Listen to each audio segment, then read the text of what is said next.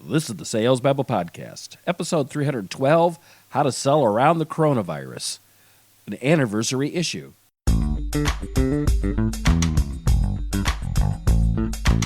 Welcome to Sales Babble, the podcast that shares selling secrets for non-sellers. And now your host, Pat Helmers.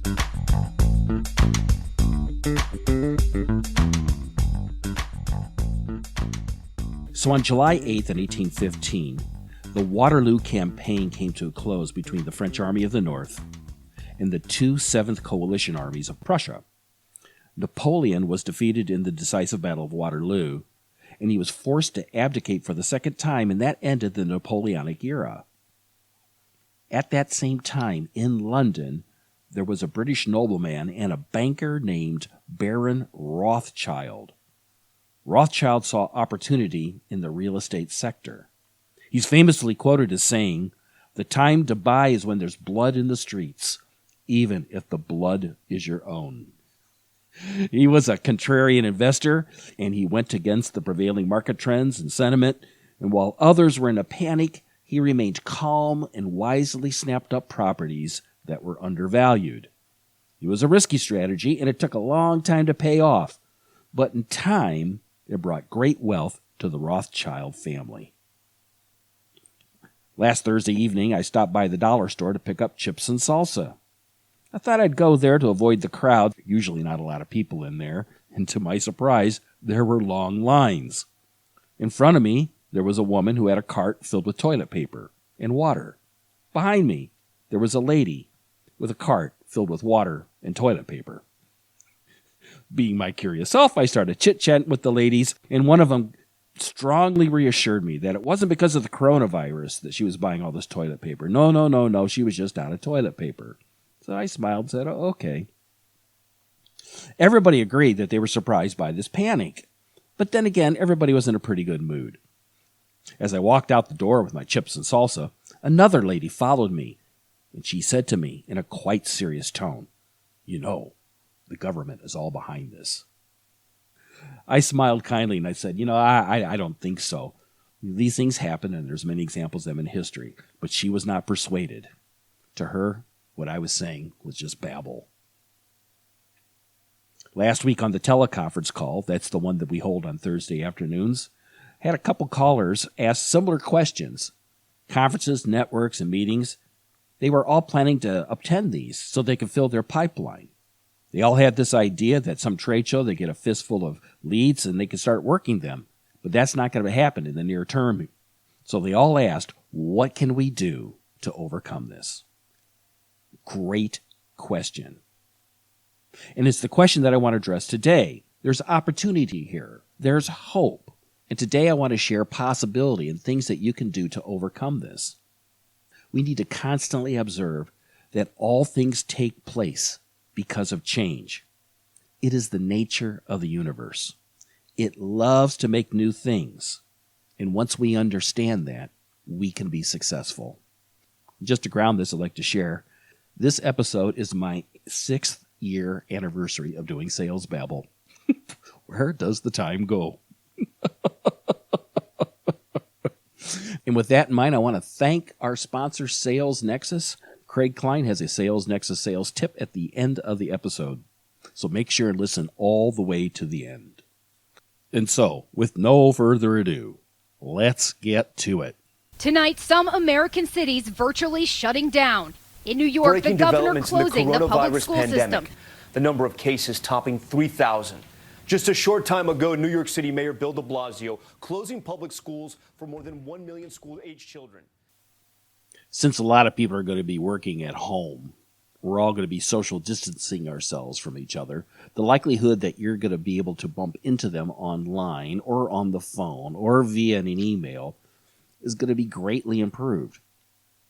So with that bit of knowledge, we're going to talk about some simple tactics for non-pushy prospecting, how to convert some leads into prospects, prospects into opportunities, and then those opportunities into clients and customers. A lot of people are mystified by how we can do this online. And the first thing I want to clear is that there's a bunch of selling myths out there that we want to set aside. And if you're a longtime listener to Sales Babble, you've already heard this. But if you're new, it's important to be reminded that it's a myth and a lie that great sellers talk people into buying stuff. That's not true. It's a lie that great sellers are assertive and arrogant and pushy. That's a lie. It's also a lie that rejection's a big part of selling and you have to get used to having your soul crushed every day. It's also a lie and a myth that you have to have the killer instinct of competition in order to be successful. That's not the case at all. Back in the not-so-distant past, we used to go to networking meetings, and we'd bump into people, and we'd ask them, what do you do? They would say, oh, my company's been in business since 1958. We're cutting-edge technology. We do quality work. We have the lowest prices. We're family-owned. We have the highest skilled staff. All kinds of things that have nothing to do with me. They have products and services that I'm not interested in at all, and they never stop talking, and they never get a chance. They don't even catch their breath, so I can maybe interrupt and say, I'm not really qualified for this. I'm certain you've had people buttonhole you into a corner, and you've had to deal with that experience. Instead, you should have a different kind of mindset. Let's say you bump into a colleague at work, and you notice there's a lot of celebrating. And you ask them, what's going on? And they say, oh, I just had a baby. What's the first thing you would say? You'd probably say stuff like, well, did you have a boy or a girl? How much does the baby weigh? Is everybody healthy? Are you healthy? Is the mom healthy? What did you name it? Like, these are natural things that you would ask. You wouldn't say this to the people. You wouldn't say, you know what you need to do is you need to show me some photographs. And let me tell you what's the most important thing on how to raise children. You wouldn't start lecturing people on that. But that's kind of what we see salespeople do all the time, is they start lecturing, and they don't have that natural curiosity and start asking questions about the baby. As much as we talk about sales on the Sales Podcast, it's really all about buying. That you need to understand what is the buying process of your prospective customers and work within that process. I deeply believe that great sellers have heat, H-E-A-T. It goes to that habanero pepper that I have in Habanero Media, my podcast production company. Great salespeople are helpful, they're empathetic, they're astute, and they're tenacious. H-E-A-T. They genuinely want to help people. They generally ask great questions to find out whether or not they can help them. And if they can't help them, maybe they know somebody that can. Number two, they're empathetic.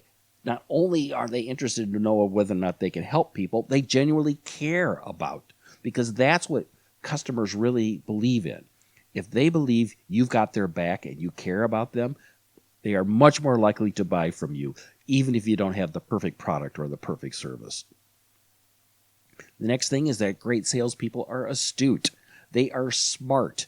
They can connect dots that other people can't see. They hear you're saying that you have this issue, and they bring up great ideas about, well, have you ever considered this? Or have you ever considered that? Brainstorming kinds of things. Great salespeople are astute. And then the fourth thing is, great salespeople are tenacious, persistent. They don't let go. They follow up multiple times. They say in order to be successful, you have to follow up at least 7 times. And in this episode, we're going to show you how to do it at least 9 times and actually make it an easy way of doing it 12. That's what it takes, and that's okay. People will buy from you if they find value in what you're selling. And the interesting thing about buying, people put a higher precedence on feelings than on facts. Even though we often train people in sales training when on the product or the service, all the facts of it, not the feelings. You may say, that's not true, Pat. That's maybe only true in some markets. Now, I've seen engineers do this. If they feel like this is a good fit for them, then they use facts to justify the decision making. We see this in our politics all the time, that people aren't really listening about the facts. It's all about feelings. And if the thing that you're talking about already lines up with the decision that they've made in the past. So with that understanding, we need to answer a couple questions before we can start prospecting. The major question is, why would somebody buy from you? And the answers are pretty straightforward. Do you bring value to the market? Do you understand their industry? Do you understand the benefits your customers are going to experience? Do you understand your value proposition? We talk about value proposition here a lot, but can you say it really tight? In the show notes, I'll have the template that we use for a value proposition, and it goes like this. We help this set of clients who are in this set of situation, who have this set of problems or this set of desires. So you're niching them. And we do this by providing your solution. And when you do that, they're going to experience a benefit and another benefit and another benefit, a few benefits. And your value proposition needs to be in that space. Let me give you an example. Like, let's say we help CEOs in the IT sector with a critical need to grow revenue-generating service contracts. We do this by building websites that generate qualified leads that convert into loyal clients. Is your value proposition that nice and tight? It must be, because we're going to use that as the foundation for all of the social media, email, and voicemail campaigning that we're going to do. From this value proposition, you can stand out and differentiate from the rest. It's what Seth Godin calls the purple cow.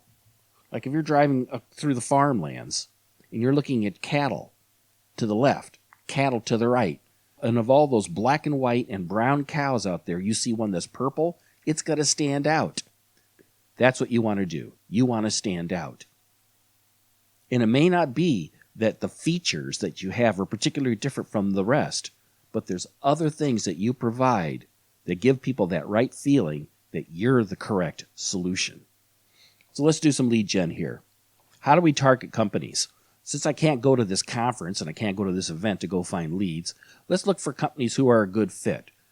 If you're going to be a location independent worker in the next month or so, you can certainly do this. Just go to your computer and Google companies of the type that you want to sell to that are in your location. You can go to chambers of commerce. Anybody who's a member of the Chamber of Commerce has money. You can reach out to the trade shows and purchase their lists from the past, people that attended. If you're selling to government, you can go to state and federal websites, and you can often get a list of all the organizations and the directors who are running it, as well as their emails. Now, I commonly recommend people to go to the library to use Reference USA or the A to Z database, but my library is closed, so that's not going to happen. So, because oftentimes, even if you don't have a library card at a library, they'll let you use it for free. Check your library, though. Give them a call, because you might be able to log in from your home. So let's say you've gone through some of these databases and you've looked up people that you think might be a good fit. What I want you to do is then go into LinkedIn and look for the company. Type in the company name, and you will get a company URL at the top of LinkedIn. It'll be something like www.linkedin.com/the company name. When you see that company name, if you click on that, you're going to be able to see all the employees that have self-registered themselves as staff for those companies. Look at those people, and you might see the person who's an ideal target for you. You know, a CEO, a CTO, a CMO, a CFO, some executive who's a decision maker. That's what you're probably looking for. If you see somebody who you think might be a good fit for you, who might be a good place to get started, click on their name and you'll see the connect button. Click on the connect button and then add a note, which is something that a lot of people, it's a big mistake that many people make in LinkedIn, is they don't place a note in there, or they copy and paste a generic note that says, I'm looking to grow my network. I would love to connect. It's just a copy paste. Yeah, that looks pretty bad. I would say something more along the lines like, hey, I see we're both in the same industry, and I see that you're nearby, or we have the same hobby, or we went to the same school, or I see you went to this school, something that makes it look unique. Then click the Send Now button. And it could take a while before they get back to you, but that's the start. So do a bunch of these. The sales cycle, especially in the B2B space, is very, very long. The more leads you get in the pipe, the better. So let's say that they do connect with you. All you have to do is say, hey, thanks, I really appreciate you connecting. Thank you. And then wait a couple days. And then in a couple days, I would send them another message. I would say, hey, John, as I mentioned before, I see that you're in the XYZ Corporation, in the ABC industry. I'm looking for some advice on a project that we're starting. I have a plan I'd like to run by you. I'd really appreciate your thoughts. Would you be up for meeting for a quick call on the phone? Now, sadly, here in Illinois, you can't offer to meet them at Starbucks because Starbucks is closed. Or maybe Starbucks won't be closed, but you can't sit there. You might be able to go in and get a cup of coffee. We're trying to figure all this out. But a phone call is certainly going to work. And people are going to be much more open for a phone call because they're not going to be traveling back and forth for wherever they're at, most likely. Or they're going to be locked in their offices and told not to congregate very much. And then when they get back to you, you can start working on this. You can start work on getting it scheduled. Awesome. But let's say they don't get back to you. What are you going to do then? Well, then I highly recommend that you send an email. If you look at the profile of the person on LinkedIn, they may have their email in there. They may not. But if you use a tool called hunter.io and look up people who are in that company using that domain of the website, www.whatever.com or .io or .net, you can probably figure out what the email might look like. So if you're looking for John Smith, and that company commonly does first initial, first name, and then last name, like J. Smith at website.com, you can probably guess and then send them an email, which would be just like the one that you sent on LinkedIn. You would say something along the lines like, I just connected with you on LinkedIn, looking for some advice on a project that we're starting. I wonder if you'd be open for meeting for a quick chit-chat on the phone, something along those lines. The great thing about asking advice is that it's a great opportunity for you to really do some market research, for you to better understand what buyers are thinking. Because as I mentioned before, it's a buying process, not a selling process. And the more you can understand what are the pains and the challenges that they're facing, or the hopes and aspirations and desires that they have, the better you can speak their language and to identify with them. The other thing about asking advice is that it really piques some curiosity in them, and they're going to be much more open to chit-chatting with you. So if you send them an email, once you wait a week or so, if you don't hear back from them, then you'd call them up. You want to treat every voicemail like a little radio. And you'd say something along the lines like, hi, John, I'm following up on the email that I sent you in regards to the so-and-so industry challenge. I wonder if you'd have a moment to chit-chat. I'm looking for some advice. Would love to connect with you. Do you have a moment to hop on a phone call in the next few days? I would really appreciate it. And so the way I see this, and I'll make sure and put this picture in the show notes, is it's almost like a triangle between LinkedIn, email, and voicemail. And first you do LinkedIn, then you send an email, and the email says, I'm following up on the LinkedIn. Then you leave a voicemail that says, I'm following up on the email. And then you go back to LinkedIn and say, I'm following up on the voicemail that I left you, and just repeat that cycle 3 times. So that's 3 touches, 3 times. That's 9 touches. And now all you have to do is do it one more time at 12, and you're now at 12 touches. Most people only follow up a couple times. This is what it's going to take to connect with these people. But you can do it. It may take time. Just put lots of them into your pipeline. This is what I'm doing for Habanero Media. This is how I'm earning new clients for podcast production. Targeting people who I think would be a good fit, people who see the value in podcasting, people who see that it's the new blogging, people who can see how it can be used for lead generation. LinkedIn, email, call, rinse and repeat. Lastly now, let's take a look at the future.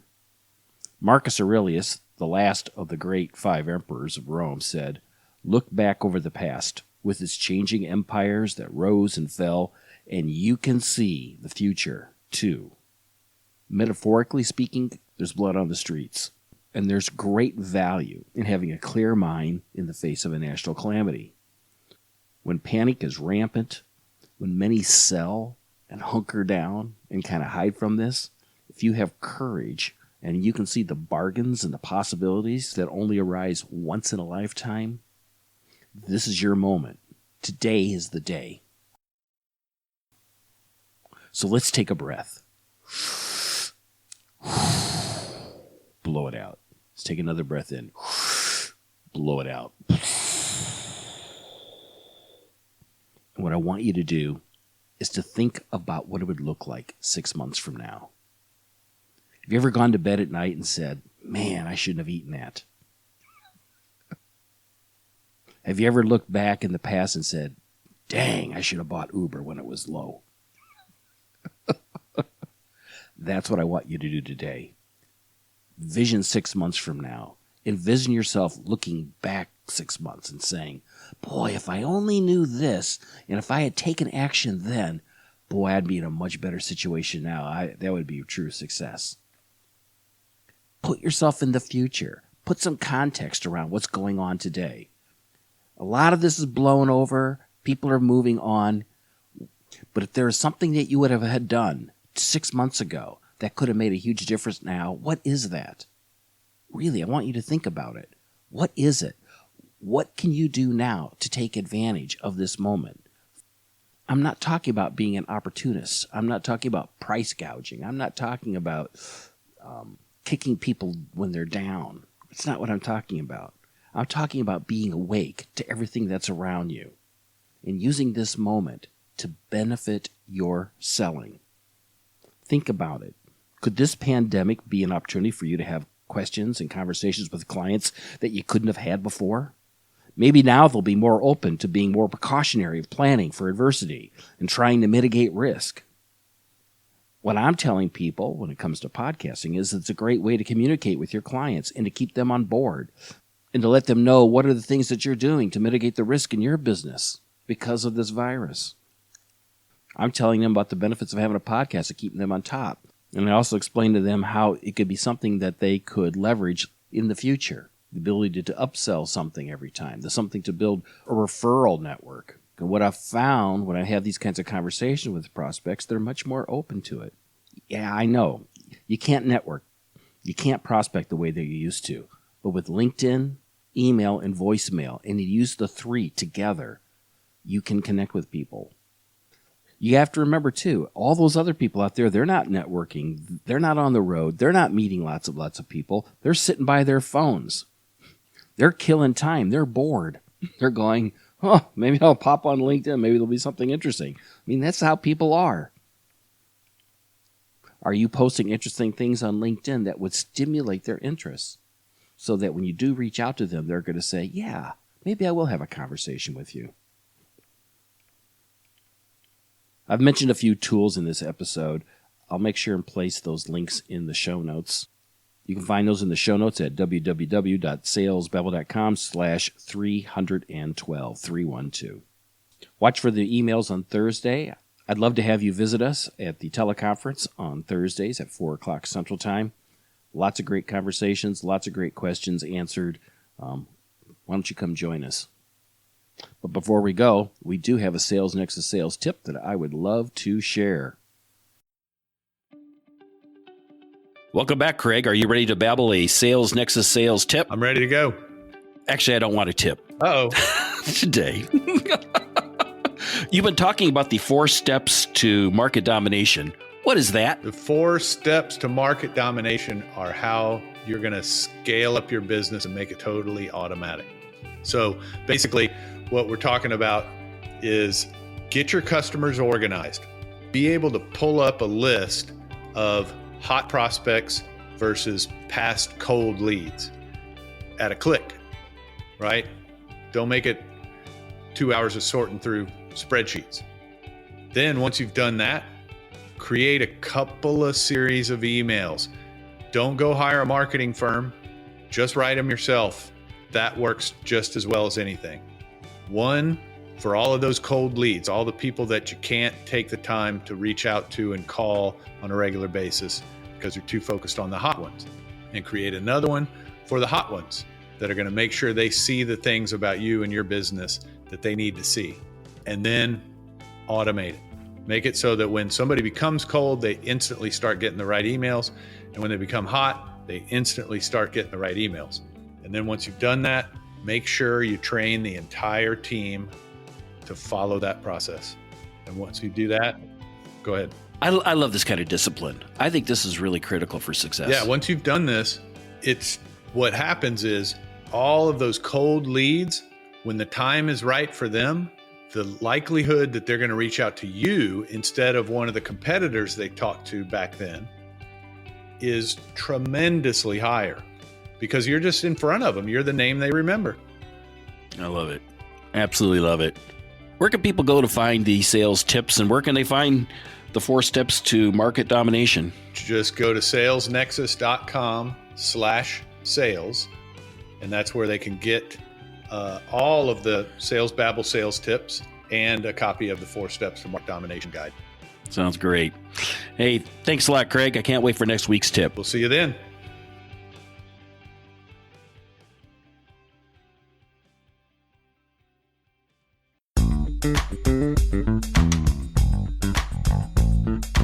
Thank you for listening to the Sales Babble podcast. Find us at www.salesbabble.com.